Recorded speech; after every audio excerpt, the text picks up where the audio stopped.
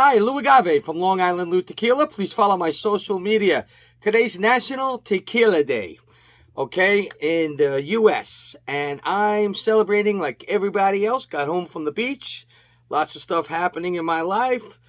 And I wanted to show you a treasure bottle. So here we go. I've done reviews in the past on the old Chinaco Teardrop Blanco. And I opened one a long time ago in a video. And I also had another video where I showed you a bunch of the 3 different importers of my Chinaco Teardrops, if you go back and look for that. But tonight, we have the Reposado. I have 2 of them here. We're going to open one of them. These are Bob Denton imports.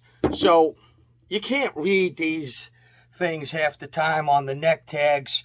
I always have a hard time trying to figure out what it's actually saying. It was scribbled in light ink in many cases that have faded over the years. And that's what tells you when it was made, what type of Chinaco Teardrop it was. But if you have a Bob Denton, you don't have to worry. They're all Herman Gonzalez tequila juice. And the way it started was the first one had a G on the neck tag for Herman. Okay, and that was back in the beginning when he made the first one in 1995. It went up for each year after that, starting at A, after the G started at A. It went up to M, and that's when Herman Gonzalez left Chinaco to go start T1. Okay, but there's all kinds of stories how the next importer after Robert Denton, and I'll show you that in the back. You can see in the back, if you look closely, they say Robert Denton. Okay, they're back there. And you don't have to worry when it says Robert Denton, because those are the most in demand. Those were the best. That was when Bob was with them and imported them into the U.S. and brought us a whole new world of tequila. This was the first premium tequila to ever come to the U.S. in 1983. And that started a whole trend of eventually getting other great brands like El Tesoro and other stuff that Bob Denton was also involved in.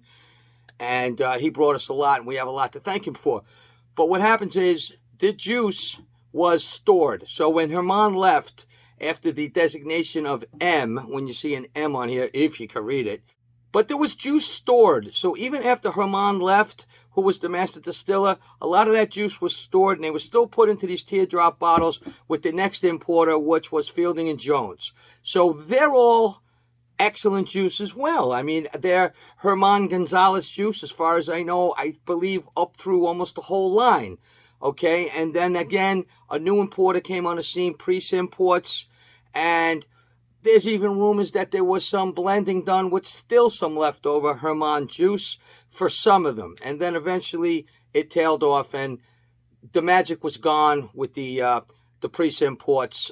They weren't the same as the early Fielding & Jones for sure, and all of the Bob Dentons, which came first. So it gets a little complicated. It's very hard to read the ink. They're all smeared on here. But when they're Bob Denton imports, you have nothing to worry about, regardless if it was the G, the first one, or the A through the M, when a lot of people felt safe up to that point. But it goes beyond that point. There was a lot of juice that was left over. So Chinaco is the only brand made in the state of Tamaulipas, okay? That's important. 95% of tequila is made in the state of Jalisco in Mexico. With the appellation of origin, you can have 5 states that can make tequila, parts of them, and this is the only brand that is made in Tamaulipas. That's it, Chinaco. So now, this brand is historic. The famous Mexican general, Manuel Gonzalez, who became the president of Mexico, was a famous general who fought in 2 wars, okay? And his family is the family that petitioned and ended up buying property way back in 1856, which eventually would be where their agaves were grown and their distillery would be built. Later on, Herman Gonzalez, who we all know and love from Tears of Llorona and T1, he learned his trade here working for his dad at Chinaco. I hear stories and I see the videos of how he learned from his dad, how he was out in the fields in the beginning, seeing how agave is grown and cultivated. Then he was brought into the distilleries. He became the master distiller, and he was the master distiller on this after his dad, and he ended up leaving later on to go to T1. But Chinaco is a brand that's in a whole different region. Tamaulipas is far from the other areas, okay? And it's close to the ocean. So Chinaco has always had You could say the advantage of being different because of the weather, the climate, the soil, the way the agaves are grown, being close to the ocean. They have a whole thing with the sea breeze. It's very mineral intensive. It's a different profile, okay? And they're the only brand that's made in that state, which makes it really unique, I have to say. That's NOM 1127. So in this segment, which I call You Can't Take It With You, is when I show bottles that you're not really going to find too much anymore, where a lot of you can live through me and my stories. When I open up my treasures, which I do all the time, and nothing's safe down here, I'll open one of these tonight. It's funny how they have a slightly different hue, both of them, but they're both Robert Denton imports, so it doesn't matter what number and letter is on the neck tag. They're legit. They're amazing.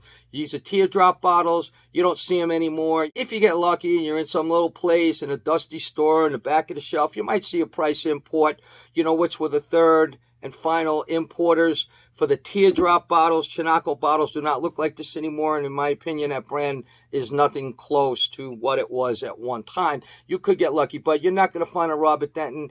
You're hardly finding the Fielding and Jones anymore, and if it's the early Fielding and Jones, it's the same juice as this for sure. Now, Chinacos, where the name comes from, were independent landowners who were dragged in to becoming warriors and fighting in 2 wars at one point to protect their land. They were there to defend Mexico, and they were known as heroes. So that's where the name Chinaco comes from. And on my website, which I'm having reworked, it'll be out soon. There'll be a tab now for my videos for the You Can't Take It With You segments, so you can easily find it. It may be abbreviated, so look for the abbreviation for You Can't Take It With You. So let's open up one of these guys right now. It doesn't matter which one. I don't know. We'll open this guy. So I'm ready to open it now, and I have my corkscrew with me. A simple, cheap corkscrew is what you want when you have these old bottles, okay? So, who knows if this is from 2005, maybe 2006, whatever. It's an old bottle. The corks were real cork, and they disintegrate, just like they do on the Altesoros and a few of the other brands. They almost always disintegrate. So you have to be ready, and when that happens, you take out one of those corkscrews like I showed you, and I could show you how to get it out if we have that problem here. Okay. And here we go. It's off. And again, you could see the markings. And I don't know, maybe your eyes are better than mine, and maybe you can see something in there. So if you do, tell me in the comments. If you see a G or an A through M, for example, it would be one of those for sure. This is the Robert Denton. And boy, oh boy, I'll tell you, when you open a Robert Denton, you're opening a special bottle of tequila. I talk to Bob sometimes, him in Maryland. They're great people. So what I'm going to do is I'm going to turn this upside down. Some of these old bottles, not that it's going to help a hell of a lot, but you try to get some of the liquid to get around that old cork that's sitting in there, just to maybe make it a little moist. Hopefully it'll help come out. But my chances of this coming out in one piece is, I don't know, 30, 40%. That's about it. So I'm not going to be surprised if it breaks, but I'll show you what to do if it does. So let's give it a try. Now, actually, it's pretty loose in here, but it did break. It did break. So they always break, all right? So what we're going to do is we're going to blow it out, get some of that residue out of there that's in there. Take a corkscrew. You're going to try not, because you can see, I can see the liquid already. Now it went in. That's it. One little touch before I could even gently, you can see the cork in there. It's right at the top there. One little push before I can. The trick is you want to just gently grab onto it. You don't want to push it in because it's going to fall in like it did. You just want to barely get it hooked and twist it gently to hopefully pull it out. Didn't happen that way this time. Doesn't happen that way many times. So you know what? It's in a bottle. Who cares? Because look, if you guys look, there's hardly any residue there. It's in one piece laying there. So it's not going to affect things too much. So let's give this guy a shot. Aha, and everything is still there. That's what you want to make sure it's not agave water, which it's not. And by the way, I have nothing to worry about. I have bags right over here of like 200 corks. So I'll find one later that will fit in this bottle perfectly. And then I will parafilm it and seal it. But there's no floaties in there other than the one piece of cork, which is in there now. So it's a sign of a treasure bottle. You have an old bottle and the cork disintegrates. That's what they do. Boy. Oh, man. So what you got going on here is Sort of like a nice, I'd say, bourbon presence. Cooked agave. Now, this is a reposado. So, not aged very long at 40 ABV, but yet a lot of agave coming in. Spice and peppery agave, I might add. Grassy for sure. Oh my good, like fresh cut grass, like some anise. Oh wow, I would say very little vanilla, which is good. I like that. A little bit of caramel, which is nice. Butterscotch, I think I would say. Oak for sure. Definitely that spiciness, I'm telling you. Almost maybe even like a light bell pepper kind of thing. Oh, but I like the mint. It's like minty and anise and grassy and honey.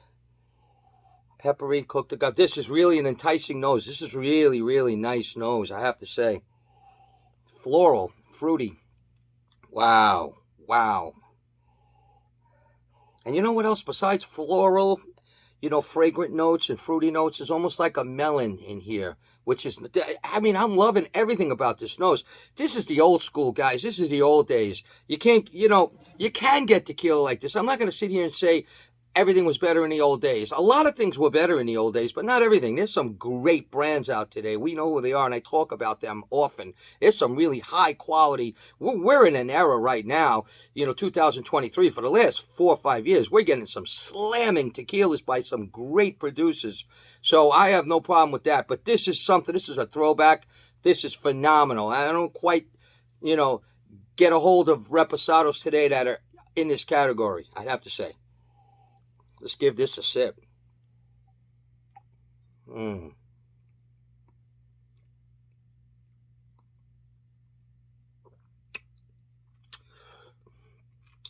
Wow.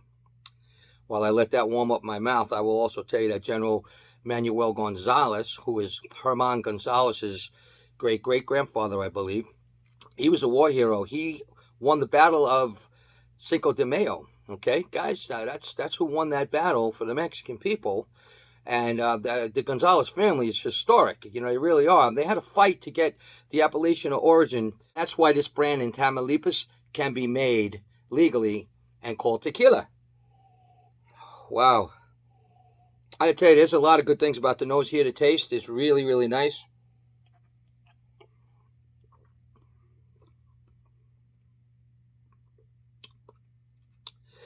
Wow. So listen, this reposado, it's a treat. It's a you can't take it with you.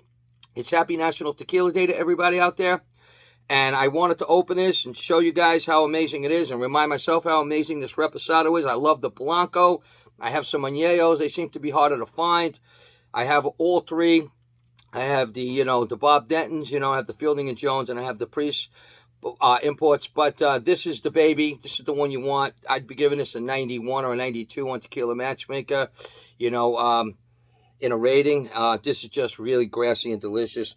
This is really some reposado. So this is a throwback. This is Robert Denton. This is Chinaco Teardrop. This is something else. You really got to check this out. This is You Can't Take It With You. Lou Agave from Long Island Lou Tequila, and Happy National Tequila Day.